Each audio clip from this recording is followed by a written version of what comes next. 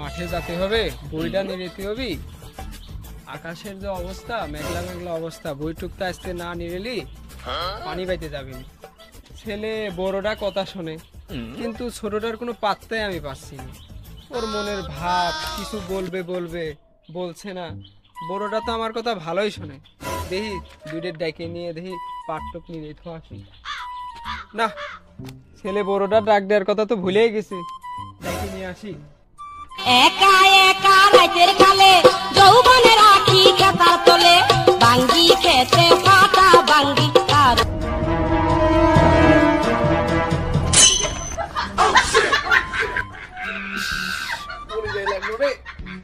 ওই জায়গাটা যদি আমি থাকতাম কেমনটাই যা লাগতো। বল্টু, আয়াসটা ছাড় বাপ, আয় আমার সাথে একটু মাঠে চল, পাটের বইটুক নিরে ধোয়া আসি। আর সে ছোটটা গেছে কোনে? একটু আগে দেখলাম এখানে মুখ দিয়ে নায়ক বেশে কয়জনে গেল। তুই চল, ওই ডের পরেও খোঁজা যাচ্ছে। আপাতত তুই আয়, বইটুক নিরে ধোয়া আসি। আব্বা ওই জন্য চলির মধ্যে চশমা পরে বসে রয়েছে। হ বাপ, তুই ওটে, আমি ওর দেখতেছি। ও আজ কিছুদিন ধরে আমার কাছে কি যেন বলবে বলবে কয়া, মানে সাহস পাচ্ছে না। ওর বিষয়টা আজকে ওর ডাইকে নিয়ে যা, নিরিবিরিতি পাটের মাঠে বসে শুনবো। তো আসলে ওর মনের ভাবটা কি, ও কি বলতে চাচ্ছে। কাজ কামও ঠিক হালে করে না, ও শুধু দেখছে আজ কয়দিন ধরে খালি উকা বাকা করতেছে। আজকে ওর মনের ভাবটা আমাকে জানতেই হবে যে করে। আয় তো বলটু।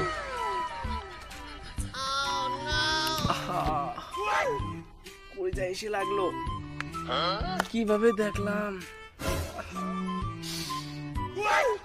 ভাবি কত সুন্দর করে ভাই চুল বিনিয়ে দিচ্ছে।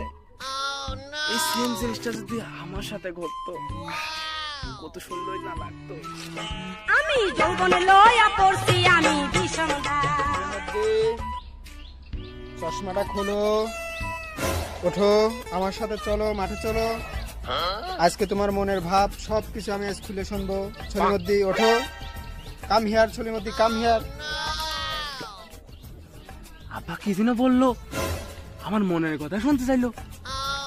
তো যাতে হয় ভাই আর আব্বার সাথে আজকে মনের কথা বলবো। বাঙ্গি ফাটা বলি বলি, তরমুজ ফাটা লালে লাল সাদা। বল্টু, ওই ছলিমদ্দিনীর মনের কথা শোনার জন্য তুই একটু খোঁচা দে তো, দেখ তো কিছু বলে নাকি। পরে ভাষা দেখবো না কি বলে ও। আব্বা আমি করছি রে চলির মধ্যে, তুই আজ কদিন খালি আকুম বাকুম করে এইদিক ওদিক ঘুরে বেড়াচ্ছিস। তোর কি হয়েছে কত? আকুম বাকুম করবো না তো কি করব? তোমার যেন বাক বাকুম করার লোক আছে, আমার কি তা আছে? তোমার আবার সকালে দেখলাম চুল বিলিয়েও দিচ্ছে। আমার তো আর কপালে সেইটা নাইকো, তো বাক বাকুম করবো না। তোমার যেন আছে, আমার তো বাক বাকুম করার লোক নাই, আমি ওইটাই করি বেড়াবো।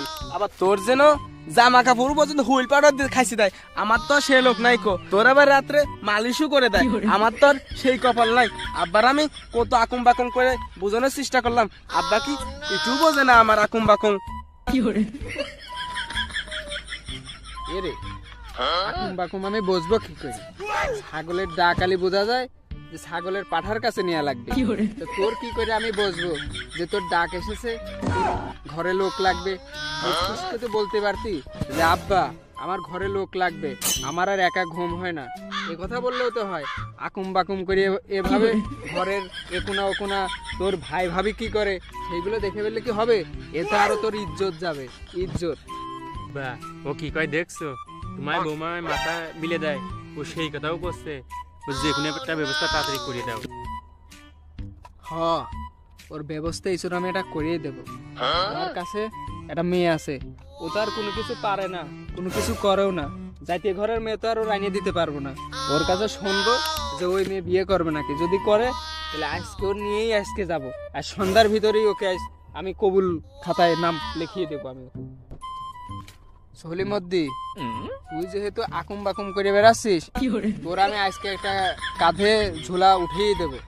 তা আমার কাছে একটা মেয়ে আছে, তুই তো আর চাকরি বাকরি কোনো কিছু করিস নে যে ভালো মেয়ে তোর দেবে। একটা মেয়ে আছে কালো, তুই কি ওই মেয়ের বিয়ে করবি? যদি করিস আজকেই তোর নিয়ে যাব সন্ধ্যাবেলায় আমি। আব্বা কানা হোক বা কালা হোক ও আমার আসে যায় না আব্বা। আব্বা আমার একটা লাগবে, রাত্রে আমার মাথা মিলে তাছাড়া একটা লোক লাগবে আব্বা, আমার আর সহ্য হচ্ছে না আব্বা। যাই হোক গো আব্বা, তুমি যে এটা পছন্দ করছো আমার ওইটাই লাগবে, ওটাতে কোনো আমার আসে যায় না কো আব্বা। তুমি আজকে যাও আব্বা, আমার একটা লোক লাগবে আব্বা। দেখো আব্বা একটু লাইন কাট করা যায় নাকি আব্বা, দেখো। বল্টু সলিমুদ্দি এত কষ্ট নিয়ে কিভাবে রাতে ঘুমায়? ওর কষ্ট শুনে তো আমারও কষ্ট লাগতেছে। চল দিন বাপ, আজকে সন্ধ্যের সময় ওর ঘরে একটা মাল আমি তুলিয়ে দেবো, যেমন হোক তেমন হোক। আমার দেখা একটা মাল আছে, ওই মাল আজকে ওর ঘরে তুলে দেবো। চল দিন বল্টু বাপ, ওটেক আর দেরি করিস নি, বাড়ি যায় গোসলতে তাড়াতাড়ি চলে যেতে হবে। আয় আমি যৌবন লয়া পড়ছি আমি ভীষণ বন্ধু আমার কি বরবর ভাব লাগতেছে। বন্ধু বরবার লাগতেছে। বন্ধু আমার স্টাইলটা একদিন কেমন হয়েছে? তোর শালি টালি কি আছে বন্ধু? বিলকিসের মা, বিলকিসে সাজিয়ে নিয়ে আসো, আর আমরা চলে এলে তখন। আমি যৌবন লয়া পড়ছি আমি ভীষণ আসসালামু আলাইকুম বিআই সাহেব। ওয়ালাইকুম আসসালাম বিআই সাহেব। ভালো আছেন? আছি আলহামদুলিল্লাহ, আপনারা ভালো আছেন? জি, আলহামদুলিল্লাহ। ছেলে তো আর তর্স হয়েছে না, চলেন তাড়াতাড়ি আমরা শুভ কাজটা সেরে ফেলি। ঠিক আছে চলেন। মা ওই এই মিষ্টি আর পান সুপারির ব্যাগটা নেন। একা একা রাতের কালে যৌবনে রাখি খেতার তলে বাঙ্গি খেতে ফাটা বাঙ্গি কারো চোখে। তা বিআই মশাই, কাজী সাহেব আসে পড়ছে, সে তার কাজ শুরু করে দিয়েছে। মেয়েকে ডাক দেন, দ্রুত শুভ কাজটা আমরা সেরে ফেলাই। মেয়েটাকে ডাক দেন। বিআই সাহেব আপনি ঠিক কথাই বলছেন, তাহলে আমি ডাক দেই। ও বিলকিসের মা, বিলকিসের মা, বিলকিসকে নিয়ে বেরিয়ে আসো। বিয়ার সাজনি সাজো কন্যা লো, বিয়ার সাজনি সাজো। মা তুই এখানে বয়, এখানে বয়। শ্বশুর আব্বা ওখানে না, ওখানে না, আমার ভাই আছে, আমার ভাই আছে, আমার পাশে নিয়ে এসে বসো, আমার পাশে নিয়ে এসে বসো। এই শোনো, আসো এদিকে আসো বিলকিস। রোগপাড়া নিবাসী মোহাম্মদ জিল্লু খানের একমাত্র কন্যা মুহাম্মদ বিলকিস খাতুনের সঙ্গে উত্তরপাড়া লোকমান চার দ্বিতীয় ছেলে সলিমউদ্দিন এর সঙ্গে 5 টাকা দেড়মোহর ধার্য করিয়া বিবাহ সম্পূর্ণ করা হইল। সবাই বলো আমিন।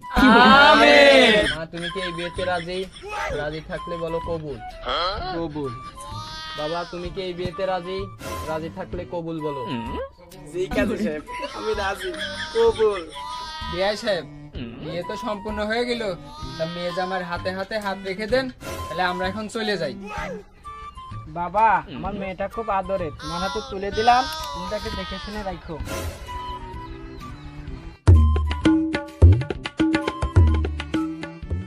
বন্ধু যখন বউ লইয়া আমার চোখের সামনে দিয়া রঙ্গ কইরা হাঁটা যায়,